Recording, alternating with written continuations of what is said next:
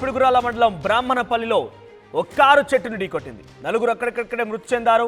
మరో నలుగురికి తీవ్రంగా గాయాలు కూడా అయ్యాయి. పిడుగురాల ప్రైవేట్ హాస్పిటల్లో వారిని తరలించారు. మృతులు కావలి సమీపంలోని సిరిపురం గ్రామస్తులుగా పోలీసులు గుర్తించారు. ఇక మృతదేహాలను పోస్టుమార్టం నిమిత్తం గురుజాల ప్రభుత్వ ఆసుపత్రికి తరలించారు.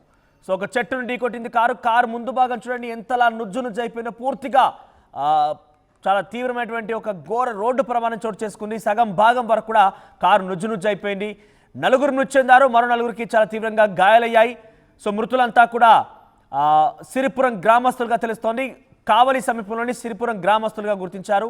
మృతుల దేహాల పోస్ట్ మార్టం కోసం అటు గురుజాల ప్రభుత్వ ఆసుపత్రి తరలించారు. ఒకసారి మనం అక్కడ సంఘటనా స్థలం నుంచి ఆ దృశ్యాలను చూసే ప్రయత్నం చేద్దాం. చూడండి కారు ఎంతలా బహుశా రిబ్బన్ కూడా కట్టి ఉందనంటే కొత్త కార్ అది. ఇంకా పూర్తిగా నెంబర్ ప్లేట్ కూడా రాలేదు. చాలా కొత్త కార్. అప్పుడే బహుశా డెలివరీ కూడా తీసుకొని ఉంటారు. అక్కడ ముంగట రిబ్బన్ కూడా కట్టినట్టు కనబడుతుంది. మనకు పింక్ కలర్ స్ట్రిప్ కనబడుతోంది. ఆ స్ట్రిప్ను చూస్తే అర్థమవుతోంది కార్కి నెంబర్ ప్లేట్ కూడా లేదు. చాలా వేగంగా వచ్చి వారు ఆ చెట్టును ఢీకొట్టారు.